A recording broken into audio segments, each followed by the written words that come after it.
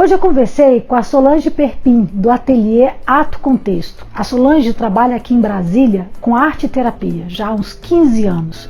E ela falou com a gente aqui hoje, a gente tomou um chazinho aqui no ateliê dela, eu quero apresentar ele para vocês. E vocês vão saber um pouco o que é a arte e terapia, como ela pode influenciar a nossa vida, como ela pode ser um canal de saúde para o nosso corpo e para a nossa alma. Fica aí e confere a conversa que foi muito legal.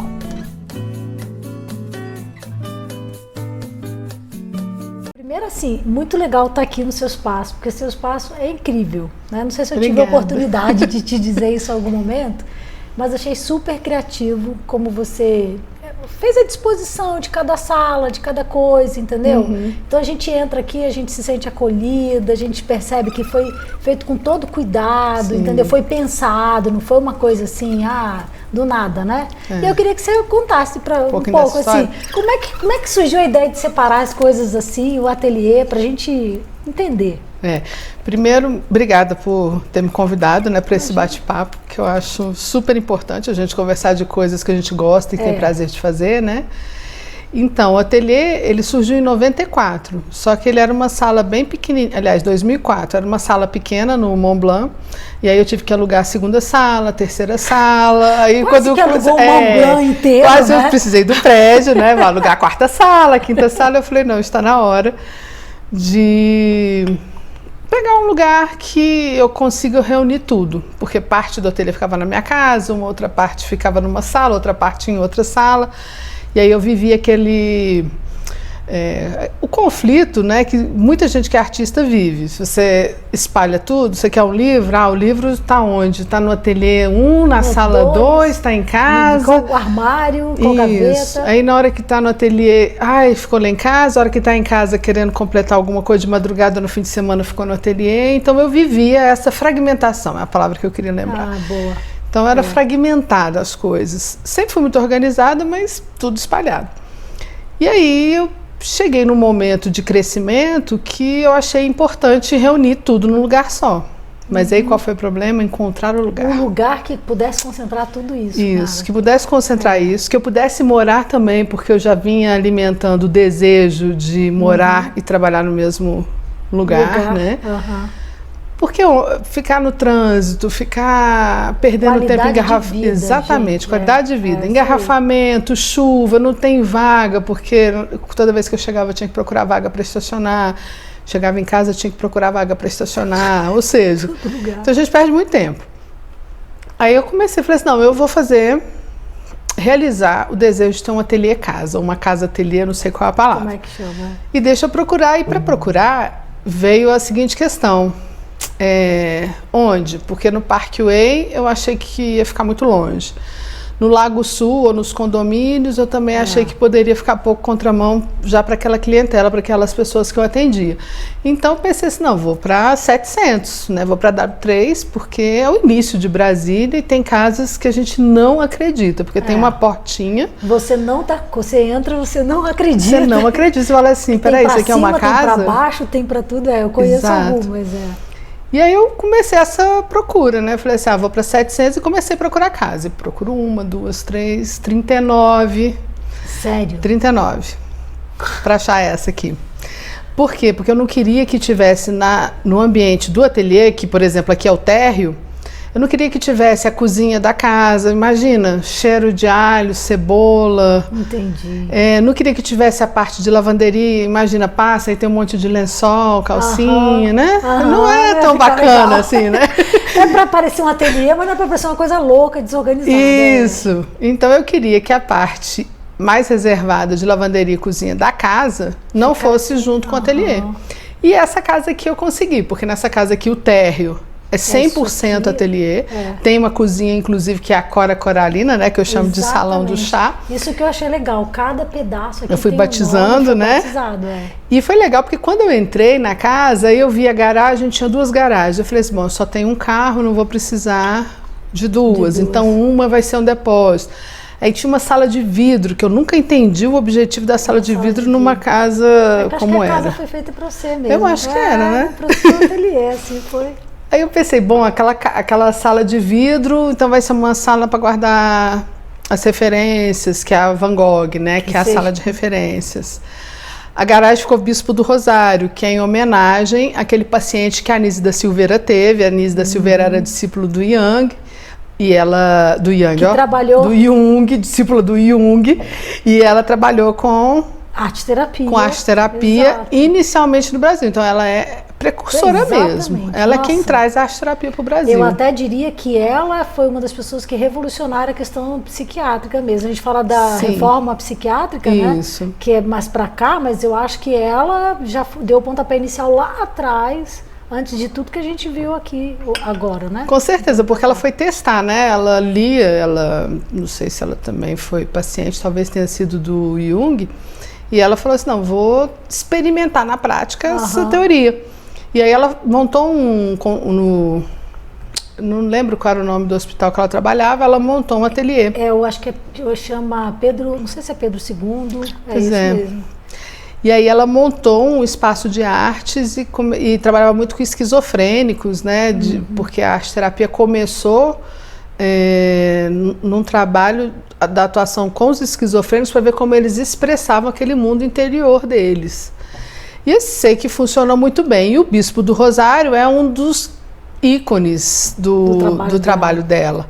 Então depois, quem não conhecer, procura, né? Bispo do Rosário, e aí ele tem um manto, ele tem um monte de coisa. Então eu batizei a sala de recursos, onde tem miçanga, prego, isopor, martelo, tecido, lã, linha, vários recursos de Bispo do Rosário. Exatamente para ativar essa criatividade que existe na gente. As pessoas vão vendo os nomes da sala e vão conhecendo essas pessoas, né? Essas figuras. Quem é essa pessoa? Né? Quem é e tal.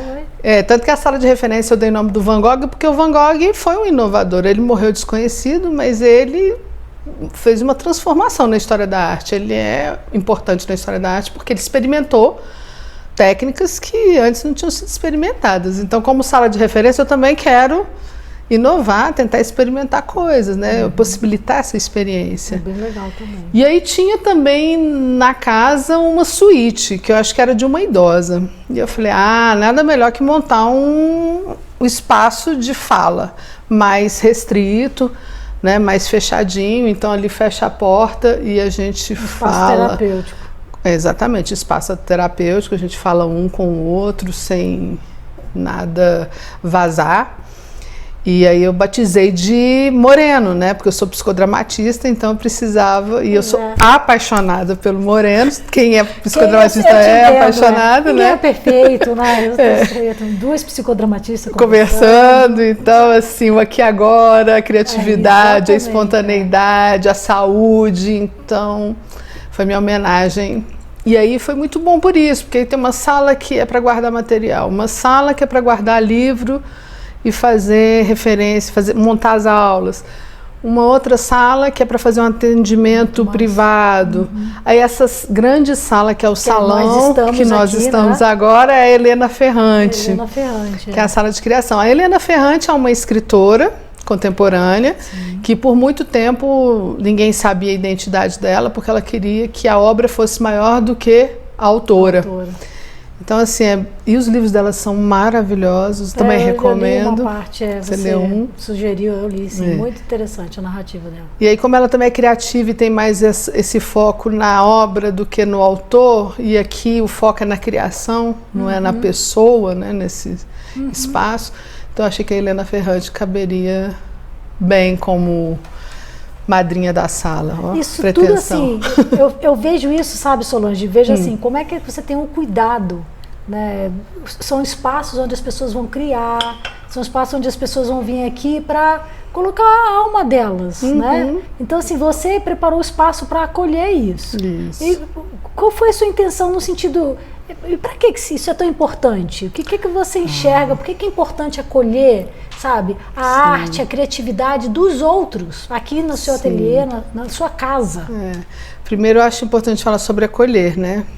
Inclusive, cada nome mesmo foi escolhido porque eu acho que são pessoas ou que foram acolhidas ou que acolhem. Então, por exemplo, a sala, a cozinha, né, que é onde tem coffee break, que é Cora Coralina. Cora Coralina, ela acolhia o outro, o afeto através dos doces, ela era cuidadosa com as pessoas como a Varanda Emanuel de Barros, que acolhe a natureza, aquele lugar onde ele viveu, falando dos passarinhos, das árvores, com todo um cuidado. E eu acho que o que falta muito hoje para o ser humano é o quê? Ser cuidado. Tanto a gente se cuidar, como cuidar do outro. Então, acolher, para mim, significa dizer, olha, aqui nesse espaço você vai ser cuidado. Eu vou cuidar de você e você vai cuidar de você. Eu vou estimular você a se cuidar. Então, eu acho que isso é fundamental nos dias de hoje. E eu acho que isso vem da minha alma mesmo. Eu fui uma criança que era confidente das coleguinhas. Então, assim... Que coisa, coincidência, né? Tinha lá a coleguinha que o coleguinha fez o bullying, ou a professora brigou, ela estava assim, eu ia acolher. Eu acho que a dor do outro me bate fundo, sabe? Então, se eu puder me doar, se eu puder dar um abraço, se eu puder dar a mão, eu vou dar, porque eu acho fundamental, eu acho isso humano. Então, falando de acolhimento, por isso que acho que cada sala tem um cuidado, porque eu acolhi cada espaço desse ambiente primeiro, internamente, para dizer, olha, idealizou, aqui isso, idealizei, aqui eu quero isso, aqui eu quero que a pessoa sinta acolhida com uma xícara de chá. Né? Às vezes chega rápido, chega do trabalho, às vezes um cliente para ser atendido, fala assim, Solange, eu vim correndo do trabalho, tem alguma coisa aí? Tem, vai ter um bolo, vai ter um pão, vai ter um chá, vai ter qualquer coisa que seja da minha casa. Não, e é interessante, pra pessoa. porque assim, né, a pessoa vem para um momento terapêutico, mas ela está com fome. Isso. Né? Ela vem para um momento terapêutico, mas sei lá, ela está cansada, ela está com sede. Isso. Então, assim, não é só para a questão terapêutica, é ter um olhar mais para o ser humano completo, né? Para a necessidade que ele traz. Exato. Não é só da alma, do corpo também. E do corpo também. Às vezes acontece isso que você falou, chega a pessoa exausta, eu falo, vamos fazer uma meditação então de 10 minutos para você dar uma relaxada e chegar? Vamos. Então é isso mesmo que você está falando, o ser humano ele é inteiro, né? Integral. Então eu tento aqui fazer um acolhimento o maior que eu possa, sabe? Da melhor forma. Mas você não sente que as pessoas estão muito assim, fora desse olhar hoje? Porque assim, você está falando, o ser humano é por inteiro. Acho que as próprias pessoas nem se enxergam assim mais. Sim. Sabe? Talvez ela chegue para dizer, mas esses 10 minutos de meditação vai atrapalhar aqui o outro trabalho que eu tenho que fazer, vamos focar nisso aqui. Tem cliente que questiona. Assim? Tem. Sabe, assim, como se essas coisinhas, esses mimos, sabe, que são importantes. Essa simplicidade, né? De ser cuidado, de deixar ser cuidado pelo outro. Muita gente, às vezes, rejeita, né? Sim, porque a gente vive num mundo que privilegia o racional, né? O cognitivo. A matemática, o português, a lógica, o dinheiro. Então, essa parte do ser humano mais sensível, mais abstrata, mais emocional, sentimental, é pouco olhada. Aliás, somos treinados para não chore, não grite, não desabafe, não expresse que você não está bem porque isso não pega bem. E isso adoece, porque quanto mais a gente reprime sentimentos, emoções e até pensamentos, mais a gente adoece, porque vai se distanciando da gente.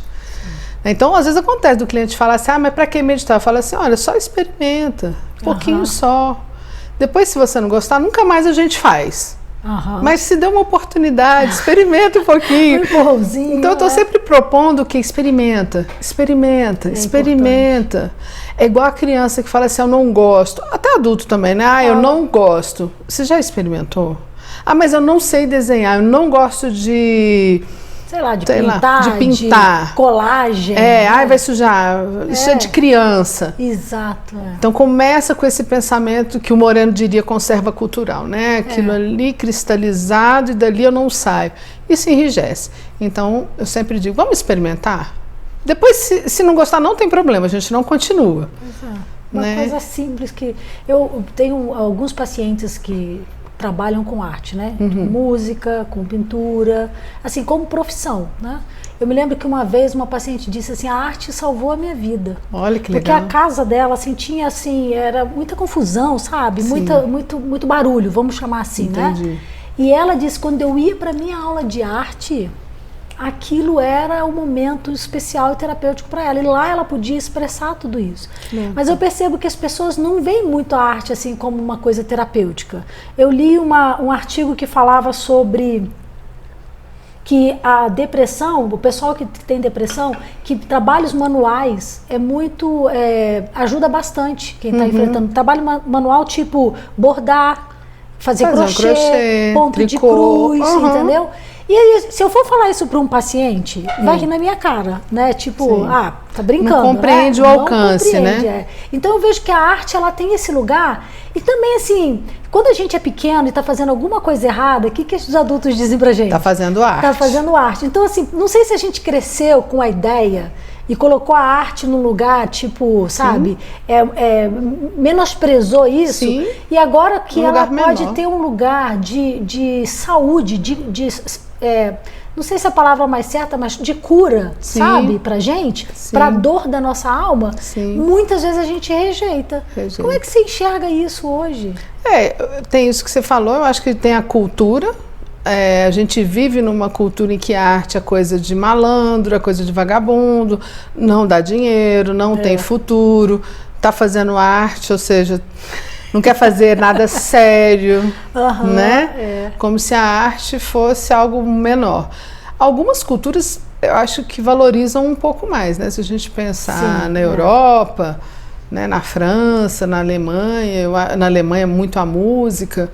Eu acho que tem alguns lugares que valorizam um pouco mais. Ser músico lá talvez seja melhor do que falar para o pai, eu quero ser músico aqui. Aqui provavelmente não vai dar certo, né? Assim, não vai ser estimulado. Então, acho que começa por aí, numa cultura que não valoriza muito a arte. A gente valoriza o artesanato, porque a gente valoriza o carnaval. Então, o carnaval como arte, eu acho que a gente até valoriza, mas isso só para aquelas pessoas que vivem ali. Naquelas épocas, né? Naquela época do carnaval. Fora isso, não. Então, eu acho que tem um preconceito. E acho que tem também a falta de experiência. As pessoas não conhecem, né? E tudo que é desconhecido, a gente tende a se afastar, a rejeitar. Então, não é uma proposta muito comum. Vai fazer arte para você melhorar sua autoestima, o seu bem-estar. Vai escrever, né? Vai escrever, não é comum. Eu me lembro que quando eu estava lendo, assim, sei lá, estudando para a faculdade, minha mãe dizia, minha filha, você que não está fazendo nada, vem aqui. Exatamente, ler é fazer nada. Gente, ler é se ocupar de uma forma muito criativa, imaginativa. Imaginativa, né? E você, assim, trabalha com a arte, com as pessoas, você realmente vê, porque assim, é a sua prática, né? Como é que você vê essa melhora? Porque assim, eu sei do que eu estou falando, mas as pessoas que nos escutam, de repente, não entendem do que eu estou dizendo. Você consegue enxergar? Consigo. Então vamos falar um pouquinho. O que seria a arte, né? A arte tem muitos significados, mas um dos significados é você construir uma obra, né? Por que é arte? Porque você utiliza uma linguagem artística para chegar naquilo. Então, por exemplo, se eu vou trabalhar com materiais de colagem, tesoura, uma revista, cola e papel, um suporte qualquer, eu posso construir uma obra de arte, eu posso simplesmente fazer uma colagem sem significado. O que vai caracterizar se é arte ou não é um caminho longo. A proposta da arte-terapia não é fazer arte no sentido de obra de arte, de falar assim, vem para ateliê e eu vou sair de lá um artista. Van Gogh. Vou pintar uma obra de arte. Não, você vai passar por uma experiência de produzir arte. Se a obra é artística ou é considerada obra de arte, isso é uma outra coisa. Porque isso depende da linguagem que você utilizou, mas de como você utilizou essa linguagem. Então, por que o Van Gogh teve uma importância? Porque a forma como ele pintou, a pincelada que ele deu, foi inovadora para a época. Então, às vezes pode acontecer de um cliente fazendo um processo de arte-terapia produzir uma obra de arte, mas não é o objetivo e isso é raro. E de se descobrir artista de repente, né? Pode, por quê? Porque vai experimentar. Mas é raro, é verdade. Né? Então, o foco da arte-terapia qual é? É a expressão, é a linguagem. não é fazer a obra de arte. É tirar daqui e trazer para a obra. Exatamente, é tirar do inconsciente, é tirar até do consciente também. Mas por quê? Porque a linguagem não verbal propicia muito mais revelar conteúdos que a gente desconhece do que a gente falar do que a gente já sabe. Então, se eu chego e digo assim, eu adoro pintar aquarela, eu já sei, por quê? Porque eu já experimentei, eu tenho consciência.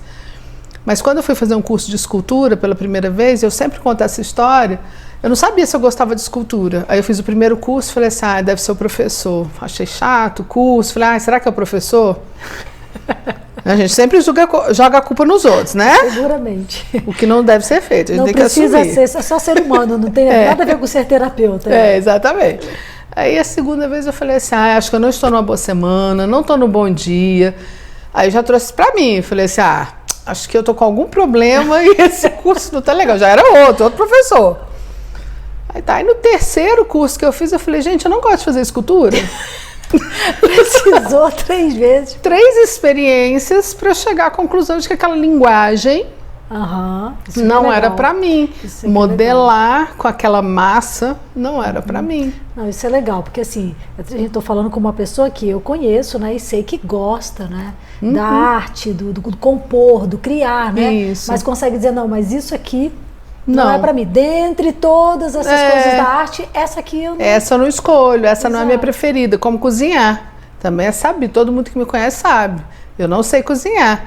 E cozinhar é uma arte também. E tem gente que tem achado nisso também um espaço terapêutico. Com certeza. Porque é uma linguagem de expressão também. Se você faz mais doce, se você faz mais salgado, ou que tipo de condimentos você usa, tudo isso fala sobre você. Ou a aprovação que você recebe quando você entrega o prato pronto. Exatamente. Tudo isso, é verdade. Então, no processo de arte-terapia, a gente vai trabalhar com várias linguagens. Então, por exemplo, tem gente que vai trabalhar a dança, que é a expressão corporal, a linguagem do corpo. Se você vai dançar um passinho de uma música, vamos lá, pega a Anitta, que muita gente, Anitta hoje é um ícone internacional, as músicas mais tocadas são da Anitta, né? E tem uma coreografia que ela faz, ali. Se eu vou imitar aquela coreografia dela, eu naquele momento eu posso sentir alguma coisa, isso me incomoda, ou esse passo aqui, minha coluna ou minha perna não dá conta. Eu não consigo fazer. Eu não consigo fazer. Então o que eu vou percebendo? As minhas limitações corporais. Isso é um jeito de se chegar a uma consciência. Um outro jeito de chegar à consciência é fazer uma expressão corporal que um arte-terapeuta no setting terapêutico vai dizer, olha, escuta essa música e começa a dar umas instruções, uma direção. E a pessoa começa a se perceber e fazer movimentos espontâneos. Ela vai entender outra coisa sobre si mesma, diferentemente daquele outro contexto. Então, dançar pode ser revelador em vários contextos, mas no contexto terapêutico, tem um terapeuta, um arte-terapeuta, olhando para aquela cena, para aquela situação e podendo dar um retorno para o cliente. Então, eu aqui não trabalho com dança, não trabalho com expressão corporal, eu trabalho com as expressões plásticas, com a pintura, com o desenho, com a aquarela, com a escrita, com a colagem, o origami. Então, aqui tem vários recursos que ajudam isso. Será que eu estou muito ansioso? Será que eu sou perfeccionista? Será que eu tenho medo de errar? Tudo isso é revelado durante um processo de arte-terapia. O que eu penso sobre dinheiro? Também. E o interessante disso é o seguinte, porque o cliente para trazer um tema, a gente trabalha o tema com colagem, depois aquele mesmo tema ele pode ser ampliado simbolicamente com outras linguagens. Por quê? Porque a gente às vezes fazendo só um tipo de linguagem, a gente só toma um tipo de consciência, mas quando você muda a técnica, você amplia, você vê de outra perspectiva. Então você se expressa de uma outra forma. Então, acho que o grande achado da arte-terapia é usar linguagens expressivas, ou seja, da música, do teatro, da pintura, das artes, do cinema, vídeo. Ou seja, são várias linguagens. Ótimo, pode ser por vídeo. Dá para fazer arte-terapia com vídeo. Tem razão. Entende? Porque são simplesmente linguagens que expressam alguma coisa, expressam algo não verbal. Embora a escrita seja em parte verbal, né, porque a língua da escrita é verbal, né, a linguagem, mas a gente vai escrever conto, vai contar história, então a gente também acessa um lugar inconsciente, um lugar de imagens, um lugar não verbal. Dos sentimentos, né? Isso, para depois vir a escrita, mas antes passa por um lugar não verbal. E desde os primatas, né, Andréia? Nas cavernas tinham as pinturinhas. A pessoa queria caçar um bisão, ia lá e desenhava a caça como uma profecia. Eles acreditavam que se eles desenhassem, aconteceria, haveria uma magia de realização. Então, não é interessante? Porque ali ele já está pedindo ao universo que aquilo aconteça, né? Já é uma forma até de oração também, digamos, né? E aí, então o ser humano, ele é da linguagem, ele necessita expressão, ele necessita essa comunicação com ele mesmo e com o universo, com o divino, com a palavra que seja. Como diria Moreno, né? Um ser criativo, né? Se a gente tem essa conexão, né? Entender que a gente também é criativo, que a gente também quer criar e co-criar, né? Isso. Porque o que acontece? Se a gente para de criar, a gente adoece. Por que adoece? Porque se a gente é naturalmente criativo, se é inato, nós temos a necessidade de criar e de expressar. Isso é a necessidade. O bebezinho chora quando está com fome. Ele tem necessidade de expressar que está com fome. Se ele também está molhado, ele também chora. Ele chora, exato. E os choros, quem é mãe sabe, são diferentes. Ou seja, a linguagem utilizada, embora seja choro, tem uma modulação expressiva para expressar coisas diferentes. Então, assim, a gente começa a vida na expressão não verbal. Depois é que a gente vai passar para aprender os códigos, aprender a cultura, aprender a regra, aprender a norma. Mas antes é espontâneo. Né? Fica viciado nas regras, nas normas, na rigidez. Sim. E aí, quando é chamado, convidado para sair desse lugar, né, pela arte-terapia, sabe, para criar, para expressar isso de outra maneira que não a linguagem, né? Aí não consegue. Aí não consegue, fica um pouco travado, fica até irritado, né? Isso, por isso que adoece, porque fica tão cumprindo normas, cumprindo o padrão dos outros ou o padrão aprendido, que sufoca o ser criativo que habita nele. E se a gente sufoca o nosso ser criativo, a gente não dá conta. A gente vai somatizar isso de alguma forma. Como você está falando, vai ficar irritado, vai ficar ansioso. Gente, ansiedade. Ansiedade é um excesso de repressão do ser criativo. Porque a gente fica tanto tentando atender expectativas, sejam lá quais forem, que a gente não encontra uma forma criativa de dar um jeito na vida ali daquele momento e relaxar. Por isso que meditação, não é? Fazer alguma atividade que a gente falou, manual, né? Alguma coisa lúdica, pode trazer um benefício para quem tem problema de ansiedade, por exemplo. Agora, diz isso para o ansioso. Uma vez eu disse para um paciente no consultório, eu falei assim, não, vou te ajudar a fazer um exercício de respiração. Acho que não durou. Né? Não durou, acho que nem um minuto. Disse, não. Eu me lembro que ela disse, doutora, não, eu não consigo fazer isso não. Eu falei assim, como é que faz então, né? Mas isso é interessante, porque eu conheço uma pessoa que é excelente em origami. Eu não vou citar o nome, porque não sei se essa pessoa vai ficar depois chateada comigo. E é extremamente ansioso, mas faz origami como ninguém. Eu falo assim, mas origami é uma técnica que ajuda muito na concentração, na memória e na atenção plena. A atenção plena tem a característica de relaxar a mente. Mas não necessariamente relaxa o corpo dessa pessoa, porque ele fica ali, não dobro, não consigo. Eu falo, mas você que faz origami há tanto tempo, fica assim, ele fala assim, imagine se eu não fizesse. Imagine. Eu falei, nossa, realmente. Então, às vezes, a gente acha que algo vai curar para sempre. Não vamos ter a ilusão de que uma linguagem, uma técnica é cura no sentido de nunca mais sentirei isso. Não é isso. Mas a arte cura no momento em que ela ressignifica ou transforma algumas questões que o ser vida, tem.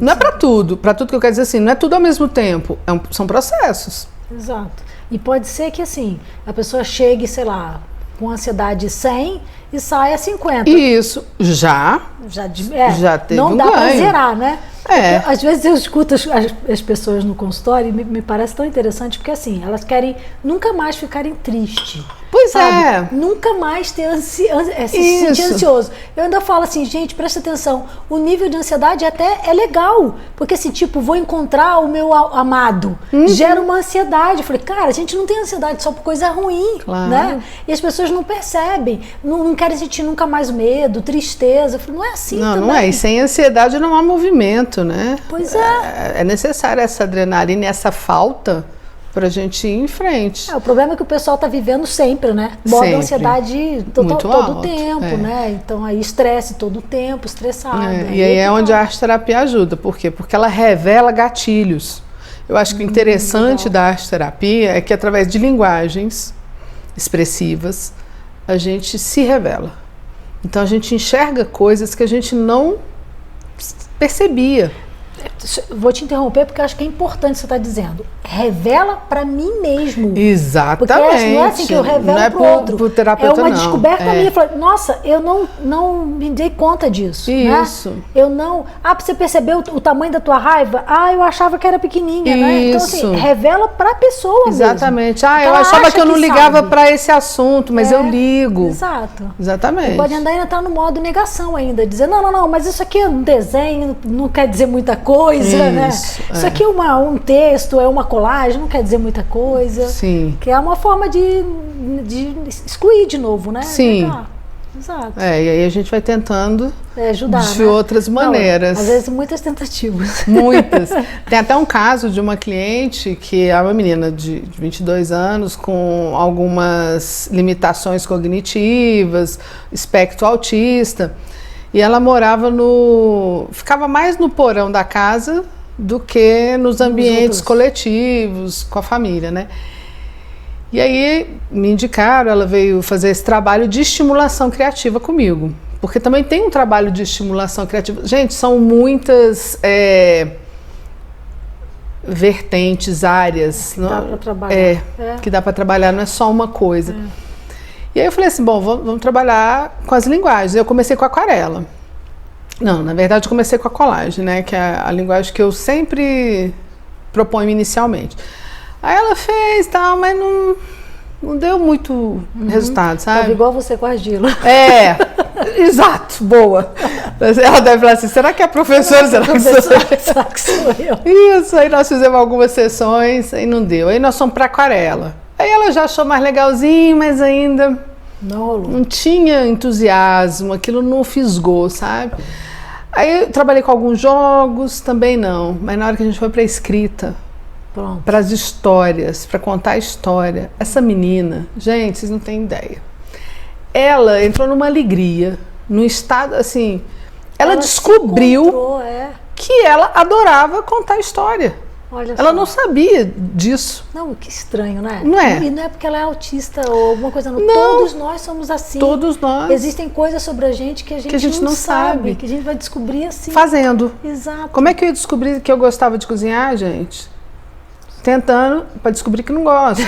Como é que eu fui saber que eu gostava de escultura? Fazendo para saber que eu não gosto.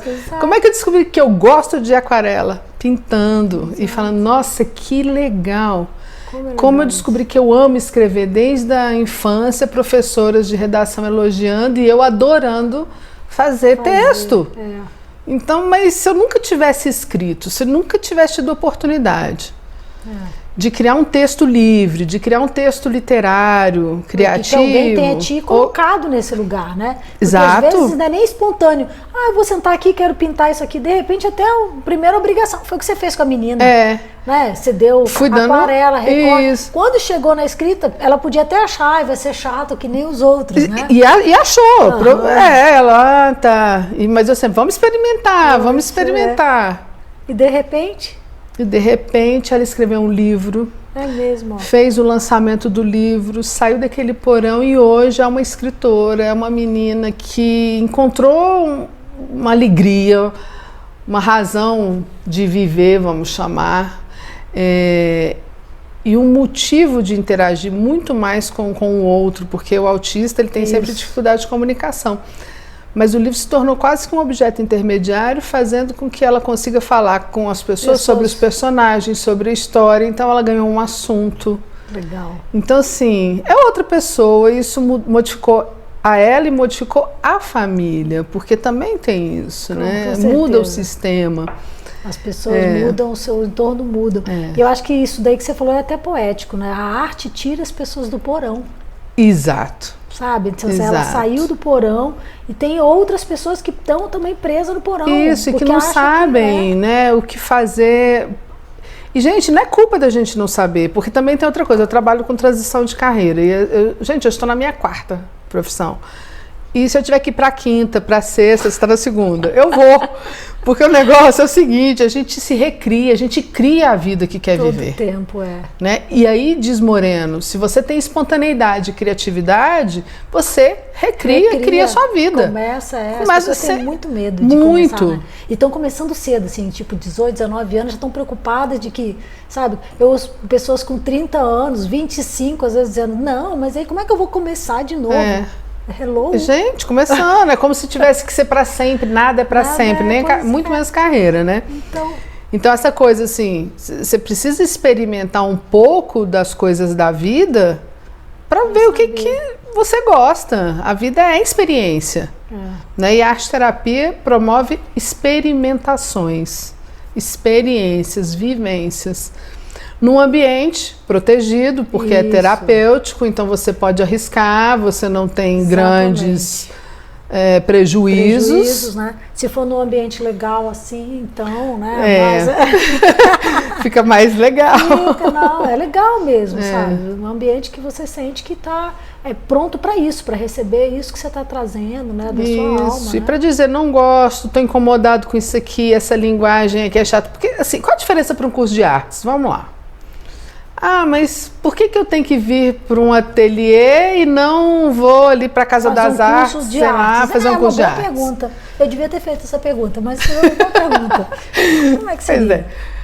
Então, fazer um curso de artes com professores de artes pode ser terapêutico, sim. Em que momento? Em que sentido? Porque você está se ocupando de uma experiência nova que pode ter um significado e um sentido para você. Então, toda vez que a gente encontra algo que nos transforma ou que traz um sentido ou um significado para a vida, é bacana, a gente cresce e isso pode ser terapêutico. Só que o professor de artes, ele não vai, como professor de artes, te dar retornos em relação às emoções, aos sentimentos e ao conteúdo que você está trazendo. Ele vai te dar técnica. Ele vai dizer, olha, pinta assim, 3 pinceladas, mistura melhor a tinta. Que tinta vai vai no quadro de óleo, né? Sei lá, aquarela, papel, essas coisas. Isso, o que combina com o quê, como desenhar. Então, o professor ele vai se ater à técnica daquela linguagem. Como o balé, a professora vai falar ponta, meia ponta, estica aqui, estica ali. No processo de arte-terapia, o arte-terapeuta ele vai dar a técnica, mas ele vai focar naquilo que você vive e sente durante o processo. Então assim, imagina você estar numa aula de artes e fala, nossa, que horrível pintar com isso aqui, estou querendo rasgar o papel, a tela. O professor de artes vai falar assim, nossa, aquela aluna é estranha. No mínimo, né? Aquela aluna... Tira de perto dela tudo. Tira tudo, porque fica com medo. E outra, quem é que numa aula de artes vai expressar isso para um professor? Não, isso vai ser só na cabeça. Isso vai ficar onde? Assim, na cabeça. Dentro. Ela vai falar que droga esse negócio. Exatamente, vai pintar com aquela raiva, aquele negócio dentro e vai fazer o que, gente, com esse conteúdo? O que a pessoa vai fazer com esse conteúdo que teve a experiência na aula de artes? Nada, vai embora para casa. Provavelmente vai levar ele sem saber o que fazer com isso. Sem saber o que fazer com isso. Se essa pessoa tem terapeuta, se ela frequenta psicólogo ou faz algum tipo de terapia, ela vai ter um espaço até para depois falar, nossa, fui numa aula de artes e queria rasgar a tela. senão ela vai ficar com aquilo, não vai entender o que se passou e vai afundando, pondo no porão aquelas emoções legal, né? E os sentimentos. Já na arte-terapia, não. Aquilo é um conteúdo importante, mas por que você quer rasgar essa tela? A gente vai trabalhar essa questão. E isso não é um problema no sentido de assim, nossa, ela quer rasgar a tela. Até porque não há julgamento nenhum, é livre. A pessoa ela expressa tudo naturalmente o que vem de dentro. Então, no processo de arte-terapia, o que se vivencia durante o processo criativo é o nosso foco. É o que é importante. O que ela sentiu, o que ela está sentindo, o que ela quer fazer. Aquele próprio conteúdo que ela vai fazer com que ela está pintando, ou desenhando, escrevendo. Exato, né? As reflexões são todas da pessoa também, né? Então ela vai podendo...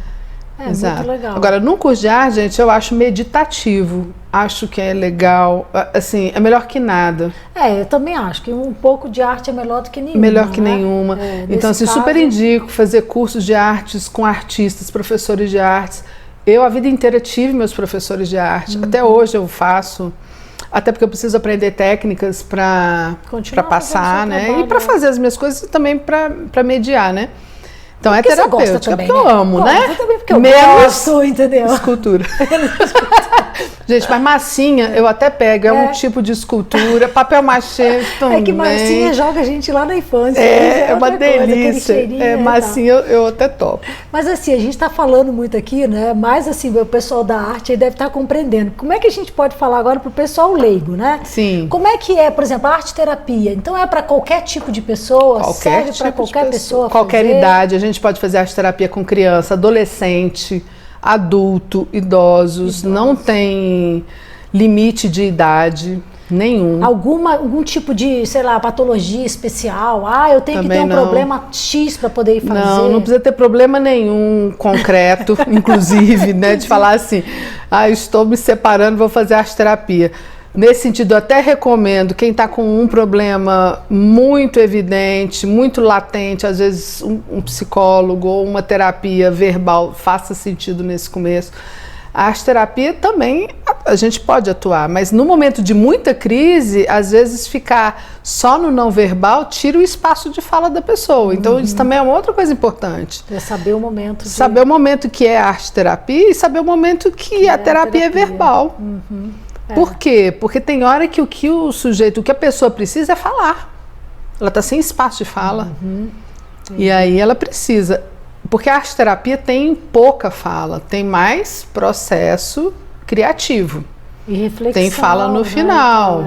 Mas no meio do caminho, ali durante 1 hora de sessão, grande parte do tempo é produzindo.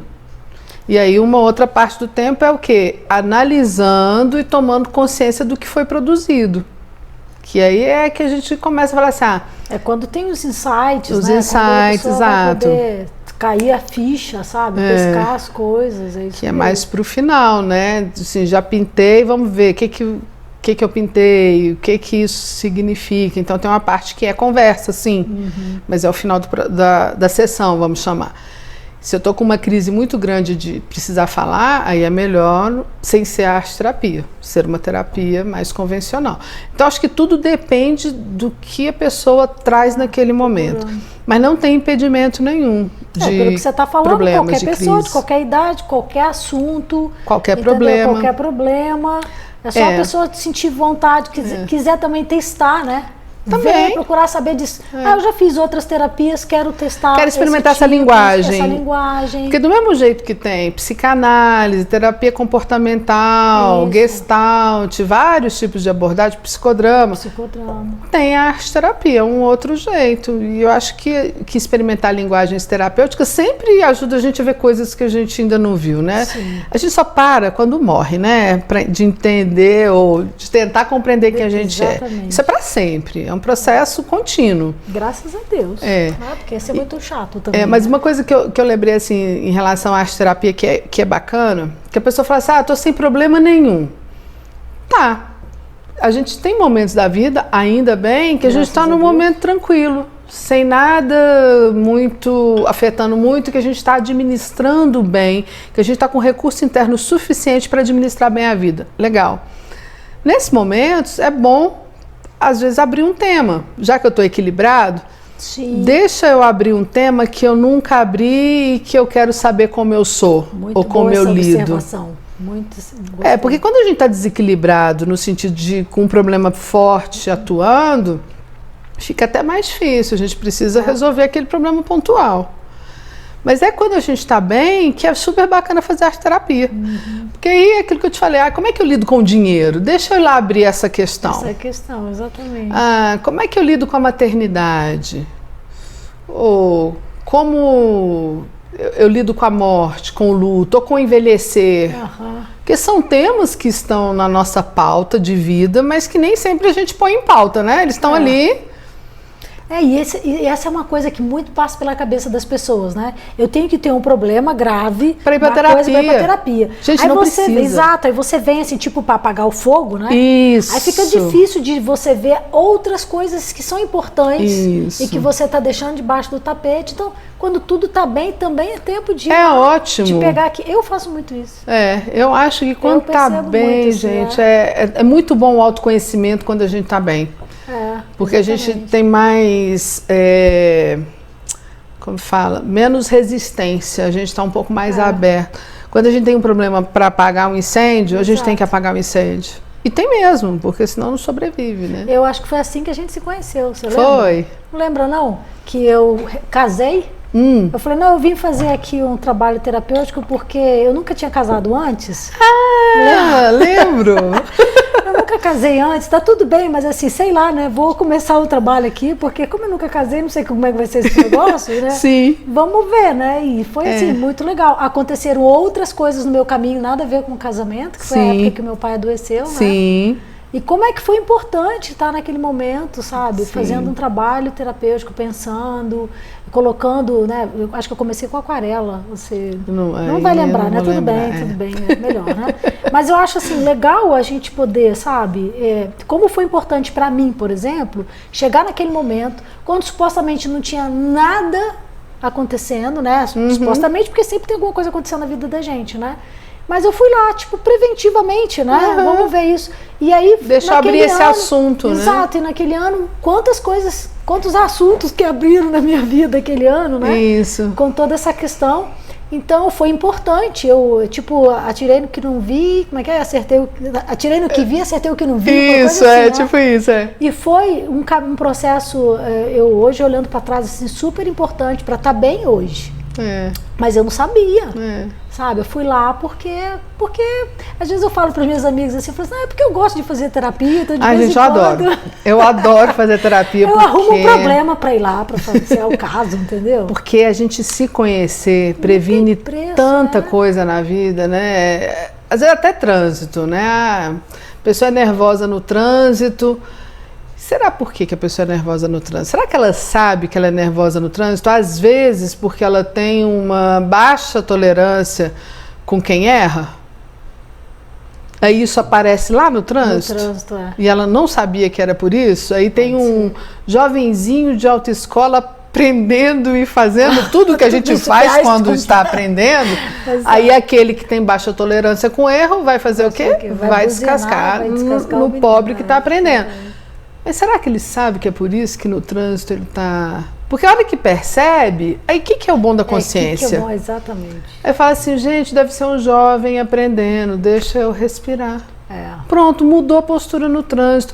Ressignificar as coisas é tão importante para a vida, para a gente ter uma vida mais em paz. E não é com o outro, não, é com a gente. Com a gente, para a gente chegar em casa e ficar mais tranquilo. Porque senão a gente fica achando que tudo tem a ver com a gente, né?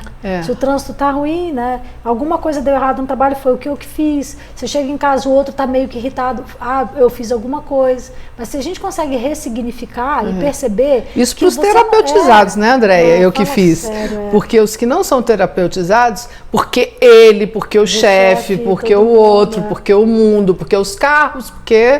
todo mundo menos ele. Menos ele. É esse que não vai aparecer para fazer terapia. Convido você que acha que a culpa é do mundo, do outro, que venha fazer terapia. Exatamente, cara, bom demais falar com você. Bom, eu queria agradecer esse tempo, sabe? Você proporcionou pra gente um lugar super agradável, uma conversa muito gostosa. Legal, André. Eu queria agradecer, assim, dizer que eu acho fantástico esse tipo de trabalho, né? Acho que salva a vida de muita gente e eu também, sabe? Acho que abençoa muito a minha vida também. Legal, tá bom? Eu agradeço muito a oportunidade e quero até deixar um pequeno depoimento também de como eu cheguei na arte terapia, né? É porque veio agora também esse insight. A primeira vez que eu fui fazer terapia, eu estava numa crise profissional. Eu era procuradora, concursada, né, advogada. Então eu tinha uma vida que o povo de Brasília gosta e busca, né? Louca. Uma vida estável, no direito, Sente. com status, com dinheiro. Só que eu tinha um vazio, tinha um buraco ali de falar assim, gente, eu não estou feliz nessa vida. Então foi a primeira mudança de carreira que eu fui fazer. E eu fui buscar uma terapia porque eu deprimi profundamente. Fiquei 6 meses na depressão, daquela de não querer levantar da cama, tomar banho, comer. Fiquei muito mal. E aí eu busquei, fiz um pouco na psicanálise, fiz um pouco na comportamental, até que eu encontrei uma psicodramatista. Quando eu encontrei a psicodramatista, e fui fazendo as sessões, Marlene, um beijo para você, nunca vou esquecer você. Eu comecei a entender o que eu estava vivendo, aquilo que estava aprisionando, o quanto eu estava rígida, o quanto eu não estava sendo eu, o quanto eu estava vivendo uma vida que tinham escolhido para mim, que não foi a que eu escolhi. E aí fui fazer formação em psicodrama. E quando eu fui fazer a formação em psicodrama, lá no trabalho onde eu trabalhava, estava tendo um curso de pintura holística e eu fui pintar umas telas. E aí no psicodrama eu comecei a conversar com o pessoal lá do CPB, né? Falar assim, e o que tem a arte? O que a arte pode ajudar aqui no psicodrama ou arte terapia? E aí eu comecei a fazer algumas ligações de psicodrama com arte. E aí eu cheguei na arte terapia porque eu sempre gostei das artes. Eu queria fazer vestibular em artes, mas fui fazer vestibular em direito. Por quê? Nossa. Porque a mãe era advogada, queria direito, a família, não né? foi nada direito, né? Fiz nada direito, porque a arte ficou ali dentro, pulsando. É aquilo que a gente diz, tudo que a gente fica soterrando tem uma hora que aparece. E aí então eu fiz a formação em psicodrama e busquei arte terapia e fui fazer a formação em arte terapia. Aí mudei de carreira, fiz outra faculdade, fui atuar no jornalismo, que eu também fiz jornalismo. Quando eu fiquei grávida, eu passei por uma gravidez muito difícil também. Uma gravidez com muita depressão, era um fim de relacionamento, então foi bem complicado. E o que me salvou foi a arte. E aí primeiro foi o psicodrama que me salvou quando eu fui fazer a primeira transição. E aí eu já tinha entrado em contato com a arte terapia e aí neste momento que eu estava formando uma criança, eu comecei a fazer muito papel machê, comecei a fazer muitas pinturas, comecei a concretizar muitas obras. Então foi extremamente importante para mim trazer as minhas emoções, trazer tudo aquilo que eu estava vivenciando para fora. Então, estava limpando, exatamente. Então eu fui me trabalhando, e eu tinha que ficar de repouso, porque tinha riscos na gravidez. Então, a arte é aquela coisa que você senta, fica aqui numa mesa, pinta, e você não faz grande esforço. Claro, tem arte que você pode fazer, painéis gigantes, mas a arte também pode ser para quem está, às vezes um idoso que está com dificuldade de locomoção. Coisa mais... ou até uma pessoa que está no momento... Frida Kahlo. Frida Kahlo foi veramente também. No hospital, com as pernas para cima. Deitada, ela pintava assim, para cima. Né? Então é interessante como a arte também, às vezes, nesses momentos em que o corpo está completamente sem mobilidade, ela também ajuda. Né? E eu estava numa gravidez com repouso, então a arte foi ali me ajudar e foram 9 meses eu produzindo e aquilo foi um espaço de expressão fundamental. Então assim, eu já vivi vários momentos da minha vida em que a arte teve um papel fundamental. Então assim, eu faço, né, como profissional, uma coisa que eu já vivi como cliente. E que eu acredito. E que funcionou para mim. Não que uma coisa que funcione para um funcione para todos, mas se funciona para mim, funciona para mais alguém. Exatamente. pensa e você assim, né? vê, e eu acho que assim, com o seu envolvimento, com o seu trabalho, você acaba vendo que funciona para mais gente ainda. Com certeza, e eu vejo então, mesmo. Eu também vejo, assim, então, funciona para todos? Não. Não. Mas eu percebo. Porque nada é para todos. Agora, eu não vou deixar de usar uma ferramenta, né? Na dúvida, eu uso. Exatamente. Porque pode funcionar para quem. Exatamente, né? por isso que assim, a gente tem que experimentar. Tem que experimentar, acho que é a partir daí mesmo. Ah, que bom, obrigada por você compartilhar obrigada. essa história. Um beijo aqui. Obrigada mesmo. E aí a gente dá um tchau pra todo mundo. E a gente dá um tchau, né? Pra próxima, né? Depois a gente conversa mais. Sim. Então.